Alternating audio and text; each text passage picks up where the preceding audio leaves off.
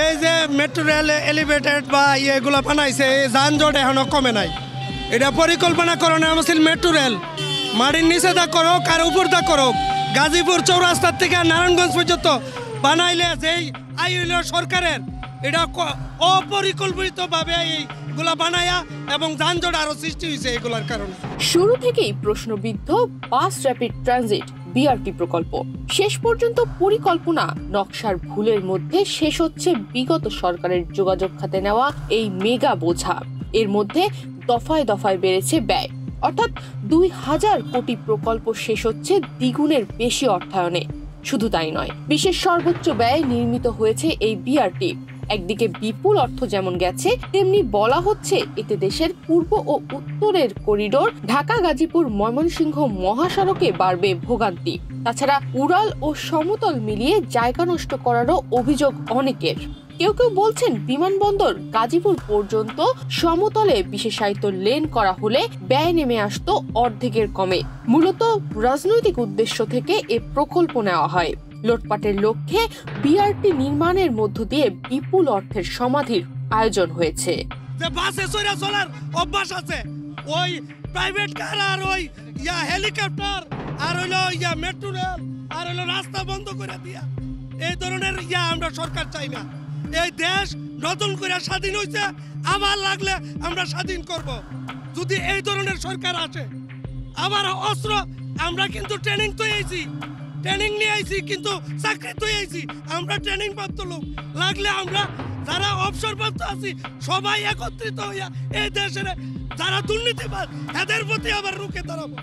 এই ব্রিজ হওয়াতে আমাদের অনেক সুবিধা হয়েছে। আগে ঘন্টার পর ঘন্টা জামে বসে থাকতে হতো, এখন এই ওভারব্রিজ হওয়ার কারণে আমাদের অনেক আর কি যাইতে আর কি অনেক সময় কম লাগতেছে আগের চাইতে। যদিও বিআরটিসি এখান থেকে চালু হয়েছে, কিন্তু তারপরেও আমাদের যে সময় লাগে, যে যানজট বাড়ছে, এখন পর্যন্ত আমরা সেইভাবেই আছি, আগের মতোই আছি, এখনও কোনো উন্নতি পাই নাই।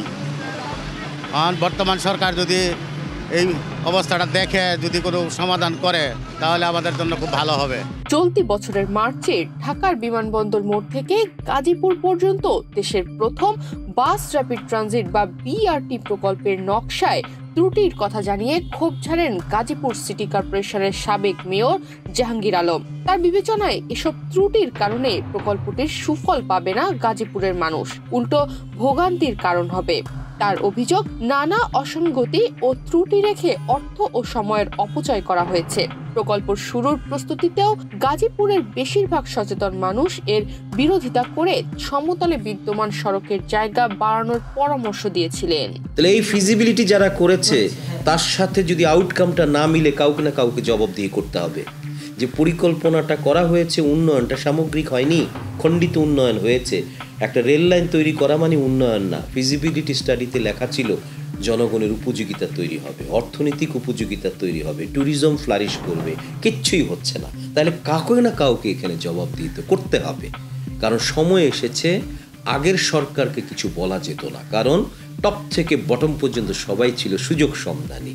এখন ছাত্ররা যেই একটা পরিবর্তিত পরিস্থিতি তৈরি করেছে, আমার মনে হয় একটু লাউডলি এই দায়বদ্ধতার জায়গাটা একটা কালচার তৈরি করতে হবে। জনগণের পয়সা নিয়ে কেউ যেন ছিনিমিনি করতে না পারে। তুমি যদি যোগ্য না হও, তুমি থাকতে পারবা না।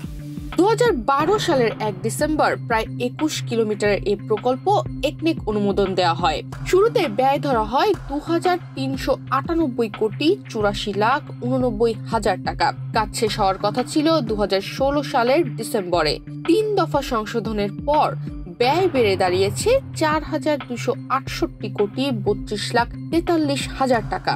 গত 16 ডিসেম্বর কাজ অসম্পূর্ণ রেখে বিআরটি সড়কে বিআরটিসি বাস সার্ভিসের উদ্বোধন করা হয়। প্রকল্পটি যৌথভাবে বাস্তবায়ন করেছে সড়ক পরিবহন ও মহাসড়ক বিভাগ, স্থানীয় সরকার প্রকৌশল অধিদপ্তর ও বাংলাদেশ সেতু কর্তৃপক্ষ।